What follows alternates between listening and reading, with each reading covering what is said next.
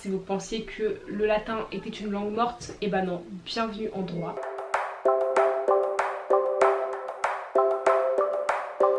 Attendu que, nanana, attendu que, mais nanana. Et c'est vraiment un langage. On dirait que c'est un autre monde, clairement. On dirait vraiment que c'est un autre monde. Salut tout le monde, j'espère que vous allez bien, et ça va pas recevoir, je sens vraiment plein de joie. Aujourd'hui on se retrouve dans une nouvelle vidéo où je vais vous partager ce qui vous attend en licence 1 de droit. Après je tiens à préciser que moi j'ai fait ma licence 1 de droit à la Sorbonne, donc peut-être que l'expérience dans une autre faculté, dans une autre région n'est pas la même, donc du coup voilà, faut savoir que chaque fac a ses spécificités. Du coup dans cette vidéo je vais vous parler de la fac, de comment ça fonctionne, donc les CM qu'on a, les TD qu'on a, je vais vous parler de la BU un peu et de la vie étudiante de tous les jours si jamais vous sortez fraîchement du lycée. Donc voilà, c'est parti. Ok, donc grand 1, les CM.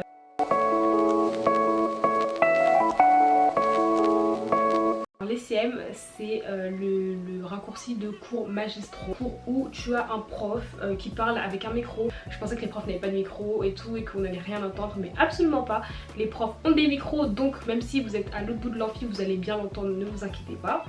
Et du coup voilà, vous êtes dans un amphithéâtre et le prof parle. Donc les CM on dit aussi amphi, donc amphi et CM c'est la même chose. Et du coup voilà, le prof parle en continu. Les CM en général ça dure 3h15. Donc 3h15, vous inquiétez pas, c'est pas 3h15 d'affilée, vous avez des pauses. Généralement il y a deux types de profs. Soit vous allez avoir le prof qui va vous faire 1h30 d'éther et tout, et après faire une pause de 15 minutes limite chronométrée et ensuite encore 1h30. Ou il y a le deuxième type de prof qui vont vous faire va vous faire une pause toutes les 50 minutes, 1 heure. Je vous souhaite d'avoir des profs du deuxième type parce que clairement c'est la base. Bref, donc voilà, dépendamment du prof en CM, vous allez être soit captivé par la passion que le prof essaie de vous transmettre, soit faudra vous armer de beaucoup de sommeil et de café pour rester éveillé et réussir à suivre, parce qu'en CM c'est vraiment très facile d'être distrait, c'est très facile de s'endormir, c'est très facile d'être sur son ordinateur et d'aller sur Asos, Pretty Little Things, etc. Voilà, des fois quand je balade mes yeux dans l'amphi, je vois des beaux sites. Je vois des beaux sites, voilà, il y en a qui font du shopping et tout en amphi. Non, vraiment c'est super facile d'être distrait en amphi, donc parfois on a 2 CM d'affilée. Voilà, c'est pas très agréable. Mais après, il faut savoir que les CM ne sont pas obligatoires, donc ça veut dire que tu n'es pas obligé d'aller, il n'y a pas d'appel. Le prof, que tu sois là ou pas, clairement, c'est pas son problème. C'est soit tu viens, tu prends ce qu'il a à donner, soit tu ne viens pas, c'est ton problème, genre, et quelque part.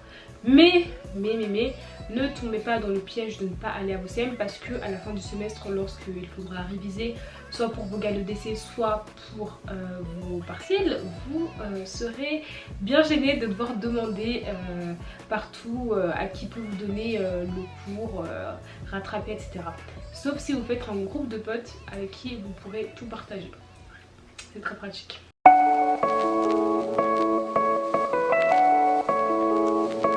Donc voilà, pendant les CM, le but est de prendre des notes, d'écrire ce que le prof dit. Alors pas mot pour mot, il y en a qui font du mot pour mot en CM, voilà. Mais vous n'êtes vraiment pas obligé de faire du mot pour mot, vous pouvez essayer de noter vraiment l'essentiel. Puisque bon aussi, quand vous essayez de noter mot pour mot, par exemple quand le prof que vous avez en face de vous a écrit un manuel, un livre sur sa matière, en soi le mot pour mot il est dans le manuel. Mais vraiment le but en CM c'est déjà d'y aller, d'écrire, de prendre des notes pour pouvoir s'approprier le cours. Et c'est vraiment important, donc faut pas rater, faut pas ne pas y aller par flemme, etc. Si vraiment il faut y aller, go. Ah oui, et du coup en fait généralement pour les CM, les profs vous donnent leur plan. Donc je sais que c'est pas le cas de tous les profs dans toutes les facs, etc. Mais en tout cas à Paris 1, la plupart des profs, une grande majorité, mettaient leur plan du cours sur le site internet, du coup pour suivre pendant le CM c'était vraiment plus simple parce qu'on avait au moins le plan et voilà.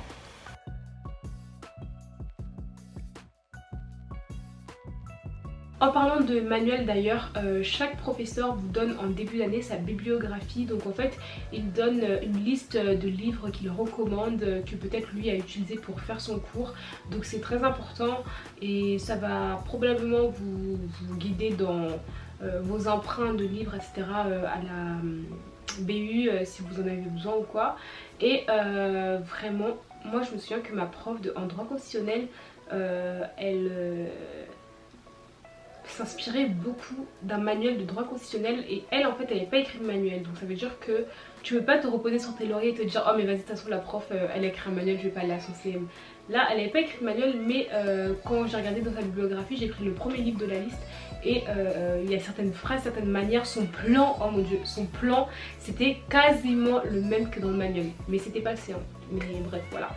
Donc voilà, la bibliographie, ne vous inquiétez pas, si vous vous demandez quel livre faut acheter, etc. Vous inquiétez pas, vous allez avoir une bibliographie, on va vous donner des recommandations et vous saurez si vous avez des manuels à acheter, enfin vous aurez des références de manuels de livres, etc.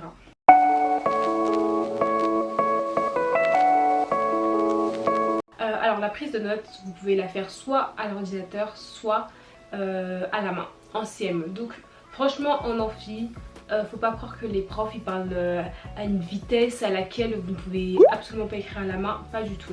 C'est vrai que c'est mieux d'écrire à la main et d'avoir je sais pas son camarade ou quelqu'un à côté qui écrit à l'ordinateur, comme ça si vous loupez quelques mots vous pouvez toujours rattraper à la main.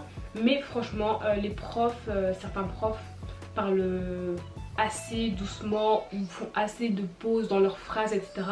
ou un débit qui font que vous pouvez largement écrire à la main. Donc moi je pensais vraiment qu'en arrivant à la fac ça allait être impossible de prendre des notes à la main, que les profs ils allaient parler hyper vite et tout. C'est vrai, les profs parlent vite, mais franchement c'est possible de tout à fait écrire à la main. Et je tiens à dire que le major de promo de 2019 est major de promo, donc ça veut dire que c'est le meilleur de sa promo à la Sorbonne, promo, et il prenait tous ses cours à la main.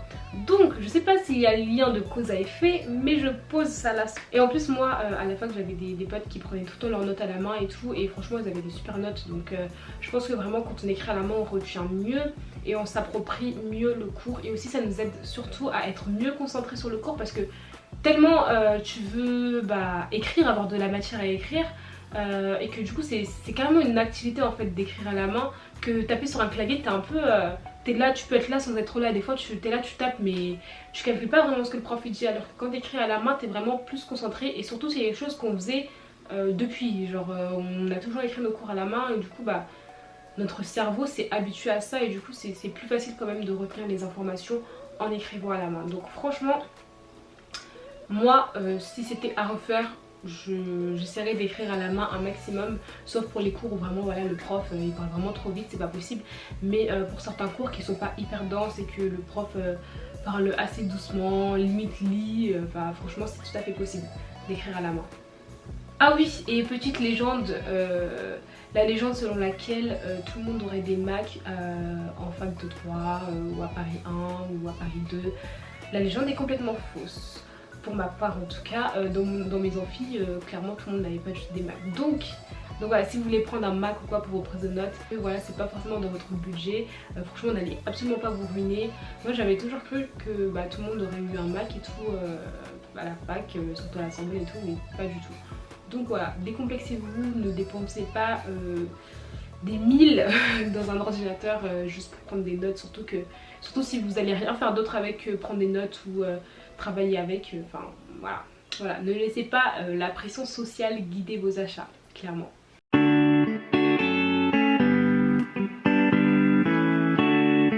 Donc maintenant on va parler des TD. Donc quand vous allez arriver en TD, dans les premières semaines on va vous distribuer un fascicule de TD. Donc voilà, ça c'est mon fascicule de relations internationales, donc une matière du deuxième semestre. Et voilà, c'est assez épais. Bon, celui-ci il n'est pas très épais. J'aurais dû prendre celui de droit de la famille qui fait 120, non même pas, je crois que c'est 160 pages. Enfin bref, il y a beaucoup de pages. Et du coup dans ce fascicule de TD il y a des documents, des informations pour approfondir le cours que vous avez en CM dans la majeure en question. Je vais prendre un exemple. L'une des matières qui est majeure dans toutes les licences de droit, c'est le droit constitutionnel. Donc vous allez avoir votre CM de droit constitutionnel et en TD on va vous distribuer un fascicule qui va avec. En TD, soit on vous le distribue papier, soit vous l'avez de manière électronique. Moi je sais qu'en droit constitutionnel on l'a vendu de manière électronique, mais pour les autres matières on l'avait en papier. Et d'ailleurs c'est vraiment pas du tout confortable en électronique, enfin bref, anyway. Et du coup généralement pour le TD vous allez avoir un devoir à rendre pour chaque séance. Mais il faut savoir que la particularité des TD c'est que tous les devoirs que vous allez faire ne seront pas ramassés. Donc en fait les chargés de TD ne ramassent pas toutes les copies le jour du TD, c'est à dire que la plupart du temps tu es ramassé au hasard. Soit tu tombes sur un beau chargé de TD, vous êtes censé préparer toutes les séances et il vous dit lorsque la séance que vous avez préparée, le devoir que vous avez préparé pour la séance est ramassé. Ou soit vous avez l'autre type de chargé de TD qui va vous faire préparer toutes les séances de TD et va toujours ramasser au hasard, c'est à dire que les 5 premières minutes du cours de TD c'est le grand suspense, c'est genre est-ce que je vais être ramassée, est-ce que je vais pas être ramassée. Donc voilà, dans ces cas là vaut mieux toujours avoir préparé son TD, préparé son devoir pour que quand t'es ramassé tu puisses pas dire ah bah en fait j'ai pas préparé la séance. Ça peut arriver hein, franchement ça peut arriver, mais voilà généralement on est censé préparer sa séance, on est censé avoir bien bossé le devoir. Et faut savoir que préparer un TD les gars ça prend pas 1 heure. C'est pas censé vous prendre 1 heure. Préparer correctement un TD c'est censé vous prendre entre 3 au moins, au minimum. Juste lire les documents, au moins 3 heures à 6 heures voire 10 heures si il y a beaucoup de demandes. Donc par exemple moi au 2e semestre j'étais super surprise parce que en droit de la famille la prof nous demandait vraiment beaucoup de choses. En mode on est passé du semestre 1 où on avait eu une fiche d'arrêt à faire. Enfin moi personnellement avec mon TD je crois qu'on avait eu bon allez 4 fiches d'arrêt grand max à faire de tout le semestre. À genre on est arrivé au semestre 2 en droit de la famille dans le fascicule. Dans une séance il y a genre 10 arrêts et genre fallait faire quoi? Fallait ficher tous les arrêts. Bon, peut-être pour l'instant je parle un peu chinois. Si vous n'avez jamais entendu parler d'arrêt ou quoi que ce soit, je vais m'expliquer plus tard. Je dis ça pour vous dire que en gros le temps qu'on prenait pour préparer le TD de droit de la famille était vraiment énorme. En mode vous pouvez vraiment passer 2 jours dessus, genre une après-midi entière, plus encore une après-midi, plus encore une journée voire demi-journée pour préparer juste une séance parce qu'il y avait 10 fiches d'arrêt à faire plus un devoir type dissertation, commentaire, etc. Donc voilà, ça prend vraiment beaucoup de temps. Mais après, ça dépend vraiment du prof et du fascicule qu'il vous donne. Si vous donne un fascicule où voilà, il y a 6 documents et il n'y a pas forcément toujours de devoirs. Donc par exemple, moi pour mon TD de relations internationales, il n'y avait pas énormément de travail. Et même le prof en CM, il avait l'air plutôt cool et tout. De base, il nous avait dit que nos chargés de TD nous diraient quand est-ce qu'on sera ramassé, on aura 2 devoirs obligatoires et que pour les séances on aurait juste à lire les documents. Voilà, ça paraissait assez simple, léger, etc. Enfin c'est de la lecture et voilà, juste essayer de comprendre un minimum. Mais au final quand on arrive au TD, la prof nous a dit alors vous allez être ramassé au hasard à chaque séance. Et genre c'est pas, il y a une séance, elle a ramassé genre 10 copies. Pas 2, 3, non, 10 copies. Period. Ok, pour notre bien, mais voilà quoi. Bref, du coup, voilà, ça c'était un peu les TD. Alors en fait, j'ai oublié de vous préciser que vraiment en TD, tout dépend de votre chargé de TD. Hormis les directives que le prof de CM peut donner à ses chargés de TD, généralement les chargés de TD, ils font leur TD un peu comme ils veulent. C'est-à-dire que si il veut vous refaire un CM pendant la séance, c'est son problème. Si il veut vous faire que des exposés tout le temps, c'est son problème. Ou si ils veulent faire une séance de TD en mode question-réponse, vous participez beaucoup ou vous participez pas, c'est vraiment... Généralement les chargés de TD font un peu leur TD comme ils veulent.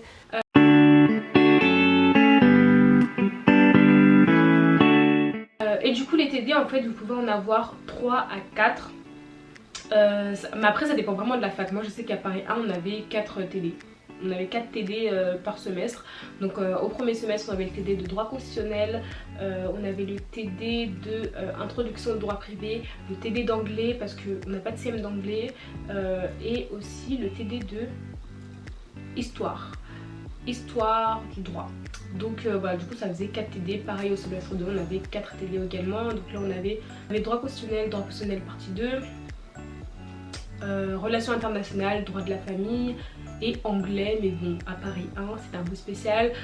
On n'a pas eu de TD d'anglais, enfin personnellement je n'ai pas eu de TD d'anglais du semestre 2, mais bon. Bref, ça c'est parce que mon année est assez spéciale avec tout ce qui se passe et tout. Mais bref, du coup bah voilà, 4 TD à Paris 1. Ça fait vraiment beaucoup, surtout lorsque on est vers le mi-semestre, la fin du semestre où tous les chargés de TD commencent à mettre plein de devoirs et que voilà, ils commencent à avoir beaucoup de choses à faire. Ça peut vraiment aller très vite niveau charge de travail. Donc voilà.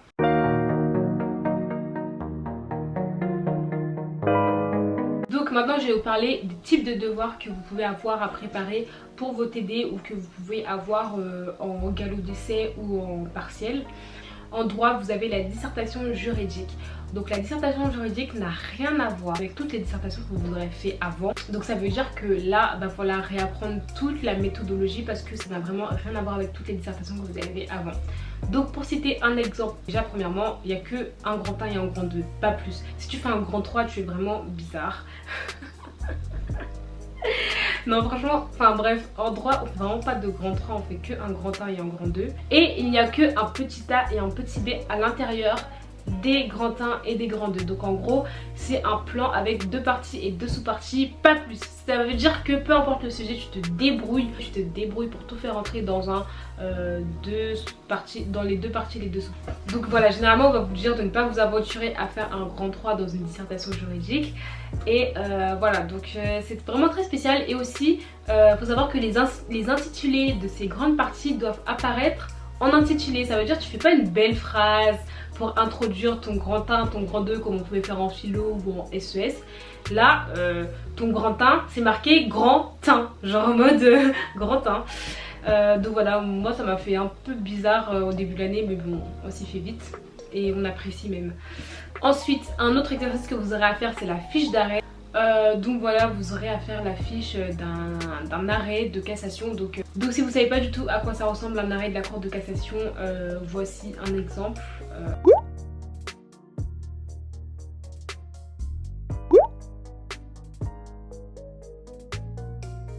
Donc franchement au début c'est très bizarre parce que vous avez jamais lu des trucs comme ça. Et en plus de ça on vous demande de faire un exercice dessus. Franchement moi personnellement j'ai eu du mal, c'est qu'au deuxième semestre que j'ai vraiment compris. Mais sinon c'était vraiment bizarre au début. Et vraiment il parle dans une langue, mais genre vraiment c'est un langage très codé. Attendu que, nanana, attendu que, mais nanana. Et c'est vraiment un langage, on dirait c'est un autre monde, clairement. On dirait vraiment c'est un autre monde. Tout voilà, si vous suivez bien vos cours, etc., vous allez finir par vous habituer à ce langage, ces termes, etc. Ensuite, un autre exercice que vous serez amené à faire probablement, c'est le commentaire d'arrêt. Le commentaire d'arrêt, c'est la continuité de la fiche d'arrêt. Donc la fiche d'arrêt, c'est l'introduction en fait du commentaire d'arrêt. Et le commentaire d'arrêt va vous commenter un arrêt, une décision rendue par la cour de cassation dans une chambre, etc. Ensuite, comme autre exercice que vous aurez peut-être à faire l'année prochaine, c'est le cas pratique. Donc le cas pratique, c'est là en fait que on fait ce qu'on appelle le syllogisme juridique. Donc le syllogisme, c'est trop dur à dire. Le syllogisme juridique. Donc le syllogisme juridique, ça consiste en... Donc le syllogisme juridique, c'est quoi? C'est majeur, mineur, conclusion. Donc la majeure, ça correspond à une règle de droit. Donc un article, une loi, etc. La mineure, ça correspond au fait, donc à une situation. Et la conclusion, c'est l'application de la règle de droit sur la situation donnée. Voilà. Franchement, le cas pratique, c'est le seul exercice que j'ai slay. Parce que les autres là, ouf. Restez connectés parce que j'ai une vidéo où je vais partager comment moi mon année s'est passée de manière personnelle, si j'ai réussi, si j'ai pas réussi. Spoil, j'ai pas réussi. Mais bref, voilà, je vais vous partager comment s'est passée mon année dans une prochaine vidéo. Abonnez-vous si vous voulez suivre ça. En description de cette vidéo, je vous mets un lien où vous pourrez télécharger les méthodologies de tous les exercices que je vous ai donnés. Donc ces méthodologies, on nous les a données à Paris. Ça peut être une bonne référence. Et en plus de ça, à l'intérieur, à chaque fois, il y a des exemples. Donc vous pouvez vraiment étudier ça. Mais de toute façon, vos professeurs, notamment chargés TD, vont revenir sur les méthodologies en tous les cas. Enfin normalement, hein, parce qu'il y a certains chargés TD qui ne redonnent pas trop la méthodologie. Mais bref, j'espère que vos chargés TD le feront. Ou moi à Paris 1 on a eu une semaine méthodologique en mode pendant une semaine on faisait que de la méthodo. Et on découvrait un peu le droit, même si j'avais l'impression que on n'était pas tous en mode découverte hein. Il y en a, ils étaient là, ils étaient très sûrs d'eux, on dirait ils étaient déjà baignés dans ce monde. Moi je suis arrivée, je connaissais rien, c'est-à-dire je ne connaissais absolument rien au monde juridique. Bref.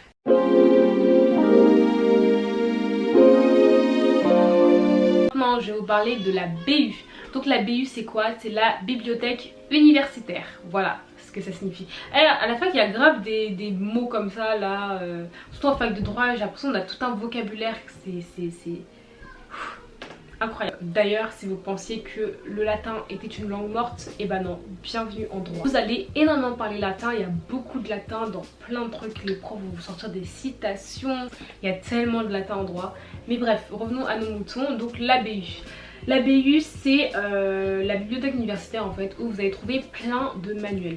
Mais en fait la BU c'est tellement la base. La BU c'est super important, pourquoi? Parce que vous allez trouver énormément de ressources là-bas pour mieux préparer vos TD. Surtout quand vous avez des devoirs à faire, surtout des dissertations. Pareil, vous allez pouvoir avoir plus d'informations sur plein de sujets etc. Il y a vraiment énormément de ressources là-bas. Donc c'est super important d'y aller pour ne pas acheter par exemple les manuels. Après vous pouvez acheter les manuels mais vous ne pourrez jamais acheter tous les manuels dans toute une matière. Surtout que à la fac en fait les matières vous les avez que pour 3 mois. Donc acheter un manuel pour une matière que tu vas avoir 3 mois, que tu n'auras probablement plus les années d'après, le semestre d'après, il faut réfléchir à 2 fois tu vois. Sachant qu'à la BU on peut emprunter un manuel pour 3 semaines, enfin à Paris 1 on peut emprunter pour 3 semaines et 8 documents en même temps, donc c'est quand même pas mal. Du coup je vous conseille vraiment de passer beaucoup de temps à la BU, d'aller chercher des informations là-bas, d'aller travailler là-bas etc. Et puis c'est aussi un bon environnement de travail parce que du coup tu vois tout le monde qui travaille etc. C'est bien.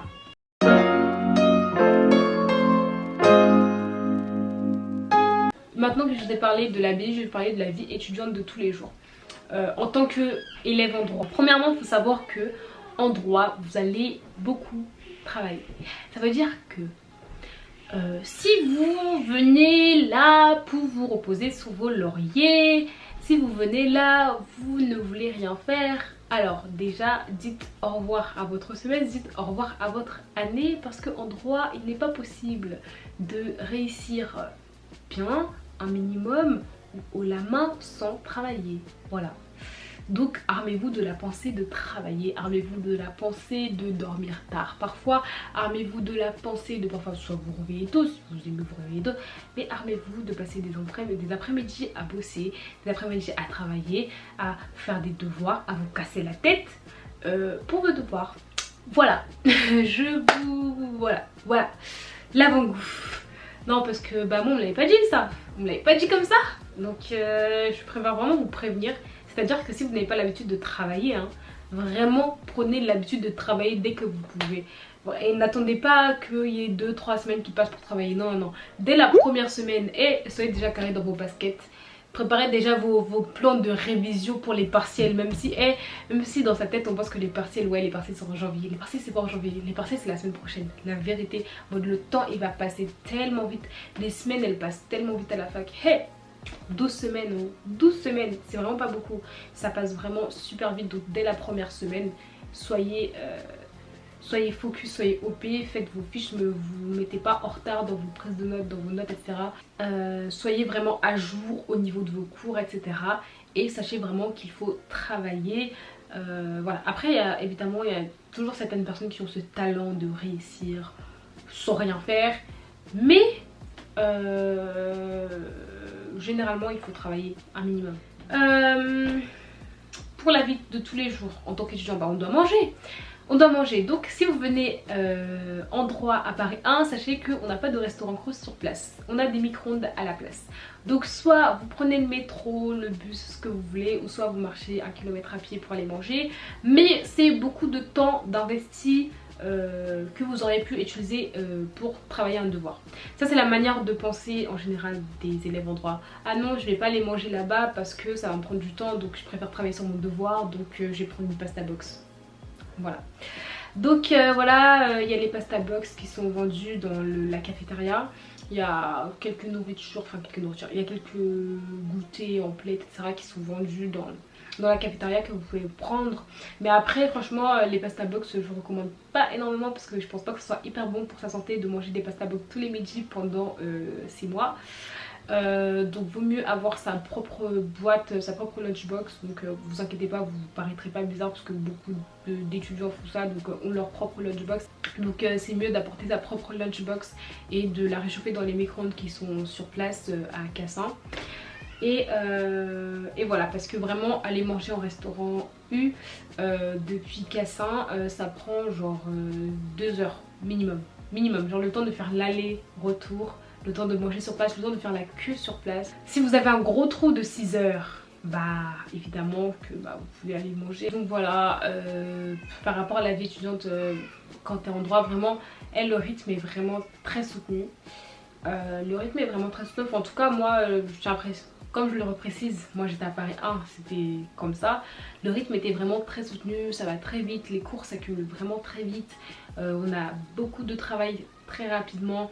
Donc vraiment restez accrochés si vous voulez aller en droit, si vous êtes en droit, si vous aspirez à y aller. Vraiment faut s'accrocher parce que c'est vraiment absolument pas la filière la plus simple. Vous n'avez pas choisi la porte large là vous avez la porte étroite, resserrée, le chemin est compliqué.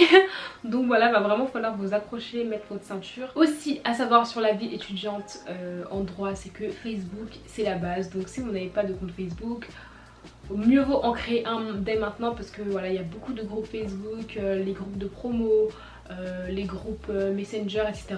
pour les TD. Donc voilà, mieux vaut avoir un groupe Facebook parce qu'il y a beaucoup d'informations qui sont transmises au travers des groupes, tout ça. Donc vous ne voulez absolument pas rater ça, surtout c'est pour récupérer des CM de l'année dernière, des prisonniers de l'année dernière, des cours déjà écrits, ou si un jour vous n'êtes pas là, vous avez besoin de récupérer un cours, vraiment mieux vaut avoir Facebook, être dans tous les groupes et voilà. Donc c'est vous qui pensiez que Facebook est obsolète, absolument pas, mais absolument pas. Donc voilà, c'était un peu, voilà, c'est un peu ce qui vous attend en licence 1 de droit. Dites-moi si vous avez des questions en commentaire, s'il y a des personnes qui sont en droit qui passent par là, n'hésitez pas du tout à aider en commentaire, répondre aux questions, etc. Partager votre expérience, etc. en droit, des questions ou quoi. N'hésitez pas du tout à répondre parce que moi du coup j'étais que en L1 et encore ma L1 et ma L1... La L1 elle était éclatée. Bah, elle a été éclatée, j'ai fait 4 semaines de semestre 2 et 9 semaines de semestre 1. Enfin bref, genre avec les grèves, Corona, tout ça. Mon année en droit MDR a été très spéciale. Donc voilà, ceux qui sont en année supérieure et tout, n'hésitez vraiment pas du tout à répondre, partager, aider en commentaire. Ça serait top et donc voilà. Donc voilà, je vous partage quelques chaînes YouTube ou quelques références et tout en droit à suivre. Donc il y a Jurixio, là-bas je pense que tous les élèves en droit le connaissent. Donc Jurixio a 2 chaînes YouTube. Donc moi je ne le savais pas, c'est Anne-Béatrice du blog Legislam qui me l'a dit. Il a 2 chaînes, c'est-à-dire il a une chaîne, la chaîne Jurixio, et il a une chaîne aussi Jurixio, mais c'est genre des cours en fait. Et du coup il y a des cours, du coup vous pouvez aller voir sa page de cours pour voir vraiment ce que vous allez voir dans les cours de droit. Ça va pas forcément être exactement ce que vous allez voir en cours, mais ça va vous permettre d'avoir vraiment un avant-goût de ce qu'il y a dans les matières, ce que les matières nous disent. Ensuite il y a Carla Néa, donc j'aime beaucoup sa chaîne, elle partage beaucoup sur le droit et aussi les ongles, mais genre elle fait beaucoup de vidéos sur le droit. Et elle partage pas mal de méthodologies, de manières de travailler. Donc si vous êtes à la recherche de tout ça, n'hésitez pas du tout à aller checker sa chaîne. Et voilà, après il y a Legislam qui a fait un article avec tous les youtubeurs droit, etc. Donc je vais essayer de le mettre en barre d'infos. Et je sais que Anne-Béatrice tu passeras par là, donc coucou. Et donc voilà, that's it, c'est tout. Donc c'est tout pour cette vidéo. J'espère vraiment que celle-ci vous aura apporté de l'aide, vous aura éclairé davantage sur la licence de droit. Et donc voilà, c'est tout pour cette vidéo. Je vous envoie vraiment plein de good vibes, plein de joie, plein d'amour. N'oubliez pas de me rejoindre sur Instagram, be blessed and bye.